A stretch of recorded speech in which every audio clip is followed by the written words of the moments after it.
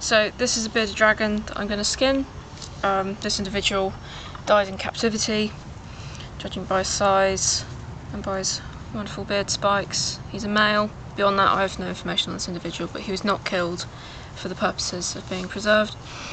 Reptiles are probably quite a bad example actually, because with their scales they're very difficult to kind of skin. And of course I should probably warn you all that if you are squeamish in any way and you don't really wish to watch me skinning an animal, this is probably the point at which to look away. But generally when an animal's being skinned, it's in order to preserve the skin, whether or not it's for fashion or for taxidermy or just for someone's personal collection. This means that the skin ideally wants to be as free of holes as possible, as perfect as possible, and also as clean as possible. Now you can see I'm having trouble cutting through the scales along the side here. Just in a live animal, if you were to be sensible, I couldn't work on an animal whilst it's thrashing around in pain from me cutting into it. It just wouldn't work.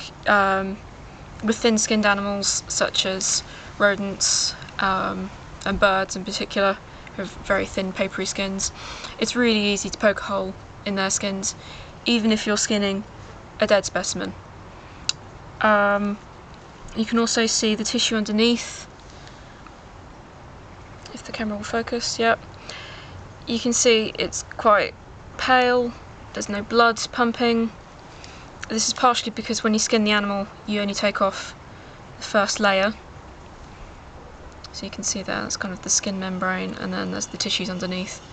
So it isn't a very bloody procedure when done properly.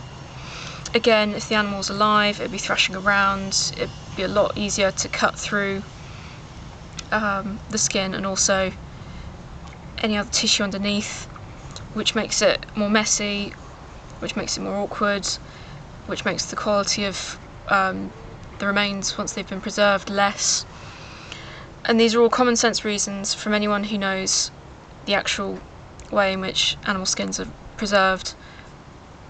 The myth of skinning animals alive is just that, it is a myth. In some occasions an animal may not be completely dispatched.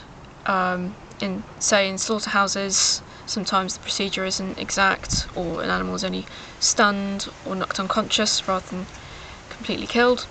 The clubbing of animals is also a very imperfect method of dispatching them and may result in the animal just being knocked unconscious.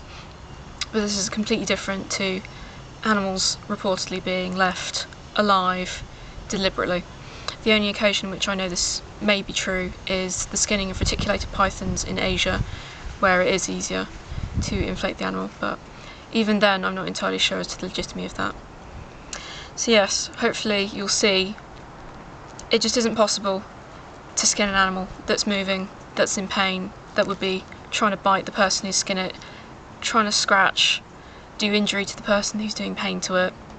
It's just not realistic. So next time you hear that myth, next time you hear people going, oh, have you seen this horrible video, tell them that it's staged, tell them that it only happened because animal activists paid for it to happen, and that anyone who cares about where they source their fur from can tell you that it's simply not true.